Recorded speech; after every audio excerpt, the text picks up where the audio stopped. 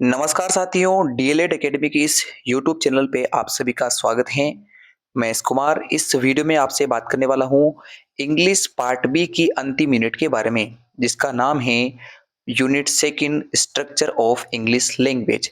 इस यूनिट को हमने, चूंकि ये आधे घंटे की यूनिट है, इसको पढ़ाने में तो काफ़ी टाइम लगता है, तो मैंने इस वीडियो को आपकी एंटरटेनमेंट के लिए, कि आपका मनोरंजन तरीके से आप इसे समझ पाएँ, इसलिए मैंने इसको 2 पार्ट में कन्वर्ट किया है। वैसे मैंने रिकॉर्ड एक ही इसमें कर रहा हूँ, किंतु मैं इसे अपलोड 2 वीडियो में करूँगा।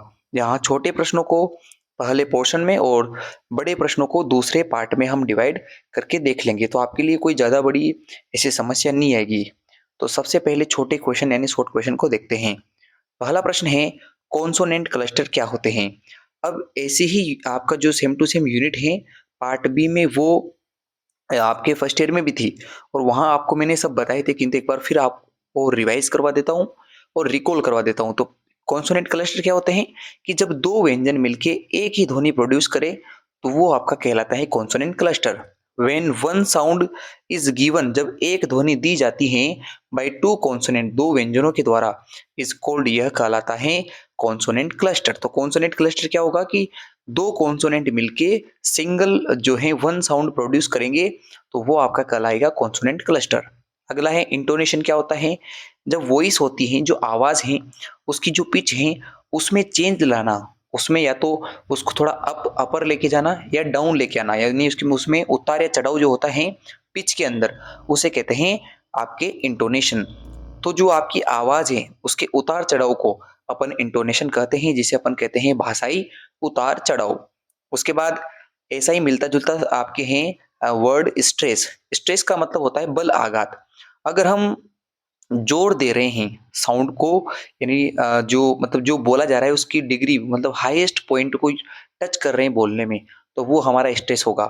इट इज द डिग्री, यह एक डिग्री है of emphasis given a sound, जो एक साउंड पे दी जाती है। यानी कि जब हम बोलने पे विशेष जोर देते हैं, और बोलने का मतलब भाषण दे रहे हो तब, बात कर रहे हो तब, तो वो हमारा स्ट्रेस कहलाता है। अगला आपके सामने प्रश्न है, रिदम। रिदम किसे कहते हैं? रिदम का हिंदी में अर्थ होता है लय, सुर या ताल। तो यह एक जो है म्यूजिकल एस्पेक्ट है, यानी कि आपके कह सकते हैं संगीतीय भाग होता है लैंग्वेज का। भाषा के अंदर जो संगीतीय भाग होता है, जिससे मनोरंजक चीजें निकल के सामने आती हैं, जो लैंग्वेज होती है उसका इफेक्ट थोड़ा ज्यादा होता है, उसे हम कहते हैं rhythm. It is a musical aspect of a language. तो यह संगीतीय अनुभाग होता है भाषा का।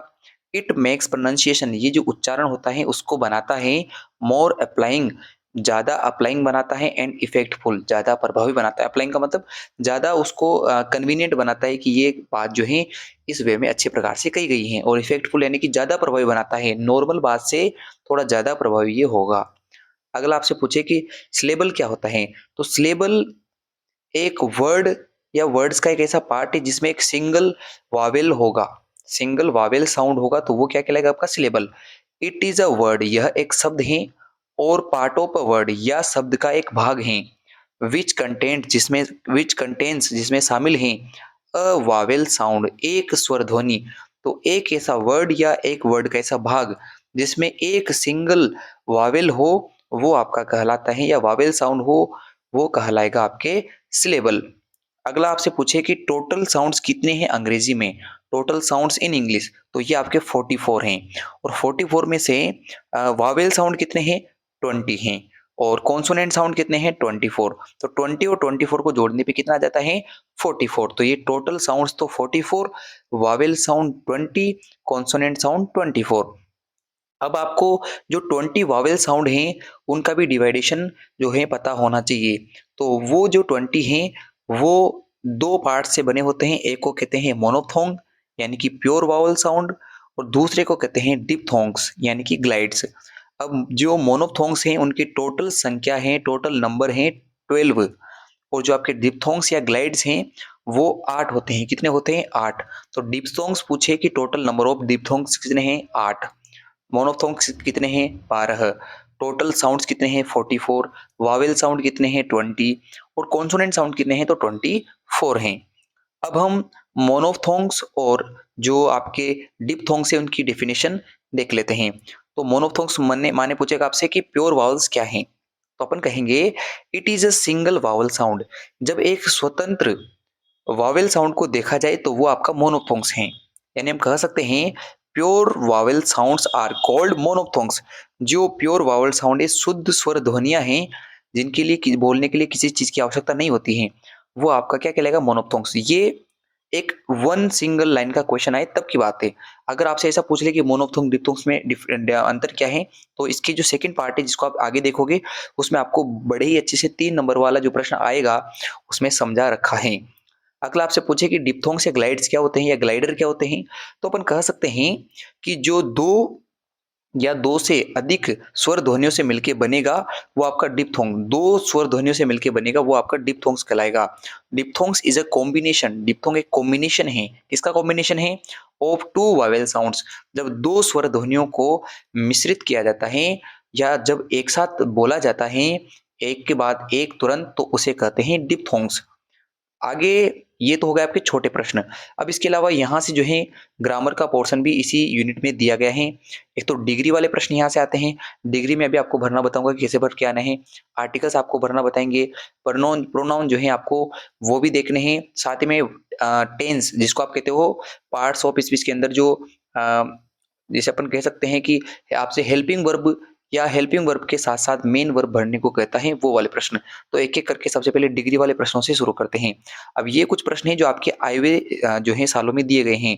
सबसे पहले आपको यहाँ देखने को कहेगा कि लिखना है आपको, कुछ वर्ड्स दिए जाएँगे जिनकी कंपैरेटिव डिग्री और सुपरलेटिव डिग्री। तो कंपैरेटिव डिग्री और सुपरलेटिव डिग्री को कैसे लिखा जाता है?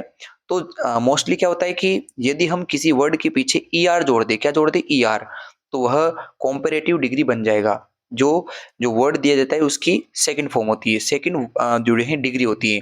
और जो सबसे थर्ड या लास्ट में जो डिग्री, उस सबसे फाइनेस्ट, सबसे हाईएस्ट प्रकार की जो डिग्री है, उसे अपन कहते हैं सुपरलेटिव डिग्री। और इसको किसी भी वर्ड के पीछे मोस्टली ईएसटी जोड़ने से बनता है। कुछ वर्ड्स को छोड़ दे तो उनको अगर अपन छोड़ दे तो लगभग हर वर्ड के पीछे ईएसटी जोड़ के हम सुपरलेटिव डिग्री और ईआर जोड़ के हम बना सकते हैं क्या? Comparative degree. तो देखते हैं बनाते हैं। जैसे आपको दिया गया है फास्ट, तो आपने फास्ट के पीछे ईआर जोड़ दिया, बना दिया आपने कॉम्परेटिव डिग्री फास्टर। अगर इसकी आपको सुपरलेटिव बनानी है तो आप इसके पीछे ईएसटी जोड़ोगी, तो FAST EST फास्टेस्ट, ये इसका सुपरलेटिव वर्जन हो गया।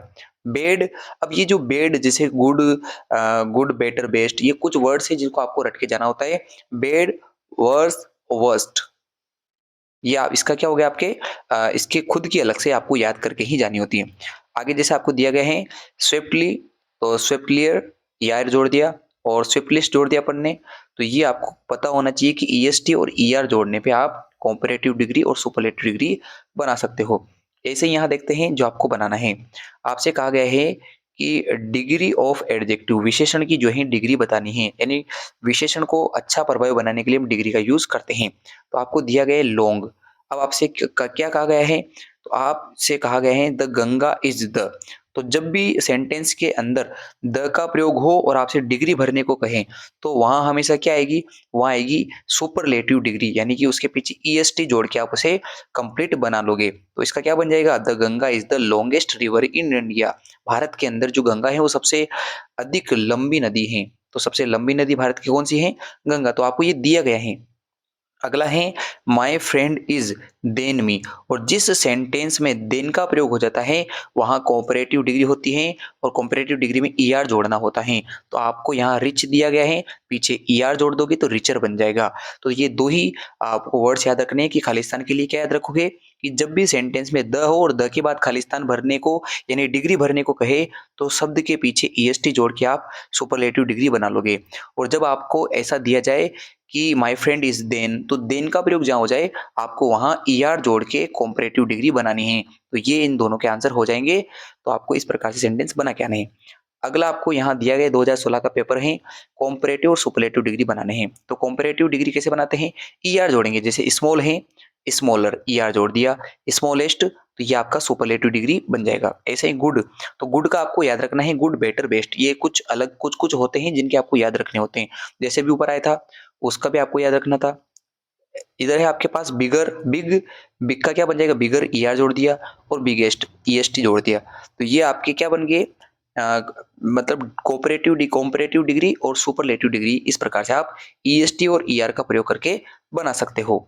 अब उसके बाद देखते हैं आर्टिकल्स। तो आर्टिकल्स के बारे में फर्स्ट ईयर के मैंने पिछले साल आपको अच्छे से पढ़ाया था कि आर्टिकल कैसे भर के आने हैं। आप वो वीडियो जरूर देखें अगर आपको आर्टिकल अच्छे से समझ नहीं। यहाँ मैं आपको सिर्फ उच्चारण के बेसिस पे समझाऊंगा कि आप खुद भी पेपर में उच्चारण के आधार पे समझ सकते हो।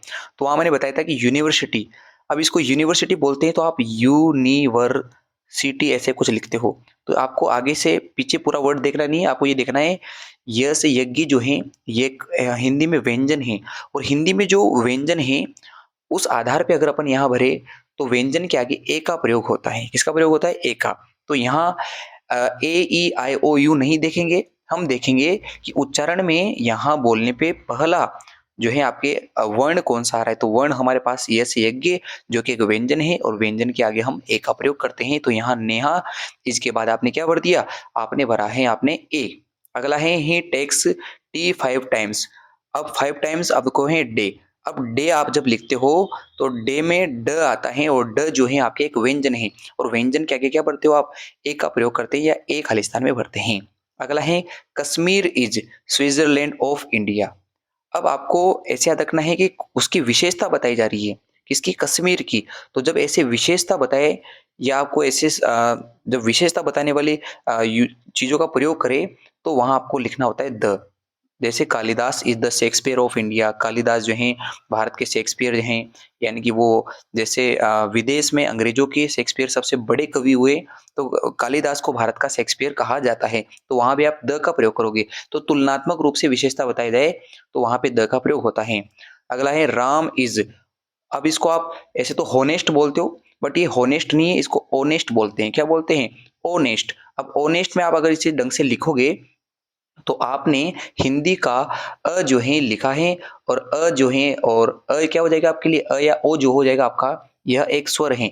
तो ओ या अ जो है आपके स्वर हैं, और स्वर के आगे ए एन का प्रयोग करते हैं, यानी एन जो है आप वहां लिखोगे। तो इस प्रकार जो है आप आर्टिकल लिख के आओगे। नीचे भी आर्टिकल आपको दिया गया है, जैसे ये वही दे दिया एग्जाम्पल कि Kalidas is the Shakespeare of India. तो यहाँ आप द का प्रयोग करोगे, क्योंकि कालिदास की तुलना शेक्सपियर जो विदेशी कवि हैं उनसे की जा रही हैं। तो बहुत ही सिंपल क्वेश्चन आ जाते हैं इसके। ऐसे अगला प्रश्न है, an elephant is huge animal. तो बड़ा एनिमल है। अब ह्यूज को अपन लिखते हैं ह्यूज, ऐसे ह आधा वाला यूज। तो ह्यूज में ह जो है व्यंजन है, व्यंजन के आगे ए का प्रयोग करते हैं। अगला है birds of feather flock together. तो ये जब ऐसी कविता वाले वर्ड्स लाइनें दी जाती हैं तो वहां भी आप ए का प्रयोग करोगे, या आप ऐसे लिख दो फेदर। तो फेदर में फ आ रहा है, और फ जो है एक व्यंजन है, और व्यंजन के आगे ए का प्रयोग आपने कर दिया। इसी प्रकार आगे भी हम 2018 वाले पेपर को देख रहे हैं। Man is a man in मॉर्टल। तो ऐसा दिया जाए, द मैन इन मॉर्टल। अगर आपको ये पता है कि मतलब ये सेइंग्स हैं, कहावतें, इनमें आपको जो है मेनली ए एंड द का प्रयोग सही प्रकार से करना आना चाहिए। कुछ कुछ वाक्य में हो सकता है आपको समझ में ना आए, किंतु यहाँ जो है द का प्रयोग इसलिए होगा क्योंकि ये सेंटेंस, ये जो लाइन है ये कहीं से ली गई है, द मैन इन मॉर्टल। तो ये एक पहले से लिखी हुई लाइन है, इसमें हम कुछ भी चेंज नहीं कर सकते। अगला है अ बोट बुक यस्टरडे। अब बुक में आप देखिए, बुक जब इसे आप लिखते हो तो बुक में ब आ रहा है, और ब एक व्यंजन है, व्यंजन के लिए ए का प्रयोग कर दिया। ऐसे ही है राधा इज मोस्ट ब्यूटीफुल। जब अब आप मोस्ट को लिख के देखिए, मोस्ट, अब मोस्ट में क्या आ रहा है, मोस्ट में म आ रहा है, और म क्या है, व्यंजन। तो आगे आपने क्या लिख दिया, तो आपने लिख दिया ए का प्रयोग। और ऐसे ही please come here after R. अब इसको हावर नहीं बोलते, इसको बोलते हैं आर। क्या बोलते हैं, आर। और आर में आ रहा है, और आ एक स्वर है, और स्वर के आगे एन का प्रयोग होता है, ए एन का प्रयोग। आपको इस प्रकार से करके आना होता है। मैंने उस वीडियो में जो पिछले साल बनाया था आर्टिकल में, उसमें काफी अच्छे प्रकार से आपको समझा रखा है कि आप इस प्रकार से प्रयोग करें। उसके बाद अगला यहाँ पे दिया हुआ है आपके करेक्ट आर्टिकल्स। इसमें है सी इज अंडर ग्रेजुएट। अब इसमें आप अगर अच्छे से देखोगे तो इसे लिखोगे अंडर, और अंडर में अ आ रहा है, और अ जो है एक स्वर है, और स्वर के लिए एन का प्रयोग करते हैं। ऐसे ही this is the book, book में ब आता है और ब जो है एक क्या होता है, दिस इज अ बुक। अब यहाँ बुक के हिसाब से तो अपन लिख सकते हैं, यहाँ ए का प्रयोग आना चाहिए, किंतु आगे एक सेंटेंस है this is book I was looking for. ये वो बुक है जिसको मैं जो है जिसको मैं देख रहा था, जिसके बारे में मैं देख रहा था। तो जब बुक की विशेषता बता दी गई है तो यहाँ ए के स्थान पे किसका प्रयोग हो जाएगा, द का प्रयोग। तो अभी मैंने आपसे कहा था कि कालिदास वाले एग्जाम्पल में भी तुलनात्मक रूप से चीजें बताई जा रही है, तो यहाँ भी बुक के बारे में तो बता रहा है, किंतु आपसे कह रहा है कि बुक वो जिससे मैं ढूंढ रहा था या जिसकी मैं तलाश कर रहा था, तो वो ये बुक है। तो जब ऐसा बताया जाए तो मतलब उसको पहले से पता था कि बुक कौन सी है, क्योंकि ये डेफिनेट आर्टिकल हो जाएगा। अन्यथा जो आपके ए और जो एन है वो इनडेफिनेट आर्टिकल है, जिसका पता नहीं है कि वस्तु पहले से जान पहचान वाली है या नहीं। तो जहां आप चीजों को जान पाते हो, जहां आप तुलनात्मक रूप से चीजों को लिख रहे हो, वहां द का प्रयोग कर रहे हो, और बाकी सब जगह आप ए या एन का प्रयोग करते हो। अगला है note single boy attend the class. तो अब सिंगल को आप अच्छे से लिखोगे, नोट इसमें note a single boy, N नहीं आएगा, आप इसे अच्छे से लिख लेना, यहाँ पे ए करना, क्योंकि ये थोड़ा सा मिसप्रिंट होकर यहाँ दिया गया है। नोट एनी सिंगल, ये note a single boy attend the class, एक बच्चे ने भी जो है क्लास अटेंड नहीं की है। क्योंकि सिंगल को आप ऐसे लिखोगे तो सिंगल में जो है आप सबसे पहले क्या पाओगे, स, और स जो है क्या हो जाएगा आपका, आपका हो जाएगा आपके क्या हो जाएगा, ये एक आपके ये हो जाता है आपके व्यंजन, और व्यंजन के लिए प्रयोग करते हैं आप ए। अगला है Mohini is mother of two daughters. तो मोहिनी जो है दो बच्चों की माँ है, ये फिक्स है कि मोहिनी के बारे में, मोहिनी कौन है, मोहिनी है दो बच्चों की माँ। तो यहाँ आपका प्रयोग होगा द मदर। अब मदर है, देखो मोहिनी भी है और वो मदर भी है, यानी कि एक ही चीज की दो विशेषता यहाँ पे है, माँ भी बता रहा है उसको और मोहिनी भी बता रहा है, यानी कि वो जानता है कि मोहिनी माँ है। तो जब वो जानता है कि मोहिनी माँ है तो वहां आप द का प्रयोग करोगे, क्योंकि वो डेफिनेट आर्टिकल हो गया यहाँ पे। इस तरह से आप इसे भर सकते हो। ऐसे आपको प्रोनाउन भरना भी आना चाहिए। प्रोनाउन भरना भी बहुत सिंपल है, आपको कुछ प्रोनाउंस ऊपर दिए जाएंगे, उसी का प्रयोग यहाँ करना होता है। अब आपने पहले इनके अर्थ जान रखे तो आप प्रयोग अच्छे से कर सकते हो। जैसे दिस इज द हाउस, ये वो घर है, बिलोंग्स टू माय फादर, जो मेरे पिताजी को बिलोंग करता है, यानी उनसे संबंधित हैं। तो जब विच ऐसे दो जो उनको बिलोंग करता है तो यहाँ उस अर्थ में विच का प्रयोग होगा। अगला है दीज आर गर्ल्स, लड़कियां, आल प्रेजेस, तो यहाँ होगा होम, लड़कियां वो। तो अब इसे कैसे याद रखोगे कि निर्जीव वस्तु है घर, दिस इज द हाउस, तो निर्जीव वस्तुओं के लिए विच का प्रयोग करते हैं प्रोनाउन में, और जो सजीव हैं जैसे गर्ल्स हैं तो वहां होम का प्रयोग करोगे। याद रखना, यदि पेपर में ऐसा आ जाए, हो सकता है इस साल के लिए भी ऐसे दो प्रश्न देते, तो हाउस, चूंकि हाउस एक निर्जीव है, तो निर्जीव के अर्थ में जब हम जिसको भर रहे होते हैं तो वहां आप विच का प्रयोग करें, और उसी जगह पे आपको निर्जीव की जगह सजीव वस्तु दे दे तो फिर आपको वहां होम का प्रयोग करना होता है। तो विच और होम का प्रयोग इस प्रकार से करते हैं। माई सेल्फ का तो कोई यहाँ सेंस बैठ ही नहीं रहा, और दैट का प्रयोग भी यहाँ नहीं होगा। तो आपको ये दिमाग में बैठा लेना है कि निर्जीव वस्तु दे, अगर आपको प्रोनाउन भरने की कहे और निर्जीव वस्तु दे तो विच का प्रयोग, और सजीव वस्तु दे दे तो होम का प्रयोग करना है। आगे देखते हैं, यहाँ भी आपसे रिलेवेंट प्रोनाउन भरने की कह रहा है, 2020 का प्रश्न है अ लेडी। अब मैंने आपसे कहा था लेडी, अब लेडी क्या है, सजीव है, तो किसका प्रयोग होगा, होम का प्रयोग, तो आपने ये भर दिया होम का प्रयोग। अगला है वी डोंट नो, हम नहीं जानते हैं, ही की ही इंटेंड्स टू डू, कि हाँ, वो क्या चाहता है, तो क्या के अर्थ में हमने यहाँ भर दिया vote. We don't know what he intends to do, कि वो उसकी मनसा क्या है करने की। तो जब इस सेंस में भर रहे हैं तो यहाँ व्हाट का प्रयोग कर गया। आई डू नॉट बिलीव, मुझे विश्वास नहीं है कि। अब देखो आप, तो जब ये डू नॉट वाले अर्थ के प्रश्न आ रहे हैं तो वहां मोस्टली हम किसका प्रयोग करते हैं, वोट का। किसका प्रयोग कर रहे हैं, वोट का प्रयोग कर रहे हैं। दोनों सेंटेंस में बिल्कुल सही बेटी बात। वी डोंट नो, हम नहीं जानते हैं, आई डोंट बिलीव, मुझे विश्वास नहीं है, वोट यू से, कि तुम क्या कह रहे हो या तुम क्या कहते हो। अगला है it is an ill wind, यह एक जो है बीमार करने वाली हवा है, that blows nobody good, तो ये जो बह रही हैं तो किसी के लिए अच्छी नहीं है। तो इस सेंस में जब हम की का प्रयोग करते हैं तो वहां देट का प्रयोग होगा। या तो आपको अंग्रेजी के अर्थ पहले से समझ में आना चाहिए, या जैसे मैंने आपको बताया कि याद रखिए, ये डू नॉट के वाले अर्थ में वोट का प्रयोग करें, किसका, वोट का। आप सजीव वस्तुओं का प्रयोग कर रहे हो तो whom का प्रयोग कर दें और निर्जीव आ जाए तो which का प्रयोग करके आना है। ये आप अपने दिमाग में बिठाएँ और अंतिम जो चीज़ आपकी बैठ जाती है वो है आपके टेंस और टेंस में भी एक आपका पूरा जो है दिया गया है। एक 2021 का प्रश्न है correct form of the verbs ये आपका टेंस है। तो टेंस इस रूप में आपको दिए जाते हैं जैसे कि यदि किसी सेंटेंस के अर्थ में एवरीडे आ रहा हो और आपको ये कहा जा रहा है कि वो काम डेली बेसिस पे हो रहा है, तो डेली बेसिस पे हो रहा है रही के अर्थ में वहाँ जो है आपके इज़ेमार का प्रयोग और वर्ब की फर्स्ट फॉर्म आएगी। डेली बेसिस के यूजेस में तो यहाँ आपके हैं क्योंकि आई के साथ एम का प्रयोग होता है, एक वचन के साथ इज का प्रयोग होता है और बहुवचन के साथ आई आर का प्रयोग होता है। तो यहाँ तो आपको सोचना ही नहीं था, आई के साथ एम का प्रयोग कर दिया और गो जो है उसके पीछे आईएनजी जोड़ दिया तो आ जाएगा आई एम गोइंग, मैं जा रहा हूँ या मैं जाता हूँ जा रहा होता हूँ विद माय फ्रेंड्स एवरीडे। उसके बाद है यस्टरडे, कल की बात है तो यस्टरडे जहाँ आ जाए वहाँ आप वर्ब की सेकंड फॉर्म का प्रयोग करोगे। तो यस्टरडे के बाद यदि खालिस्तान आपको दिया जाए सेंटेंस में तो वहाँ आप वर्ब की सेकंड फॉर्म, तो सी की सेकंड फॉर्म होती है सा। तो आई सा an accident in the market, कल मैंने एक एक्सीडेंट देखा यानी देखा था, इस सेंस में आप इसे भरोगे। तो ये कुछ आपके प्रश्न हैं जो छोटे प्रश्नों के रूप में मैंने आपको पूरे करवा दिए हैं। ये पूरी पीडीएफ आपको टेलीग्राम पे निःशुल्क मिल जाएगी। तो चैनल को लाइक सब्सक्राइब करना न भूलें और अपने दोस्तों के साथ वीडियो शेयर जरूर करें। इसका पार्ट 2 आएगा इस यूनिट का, वो भी तुरंत ही देख लेना।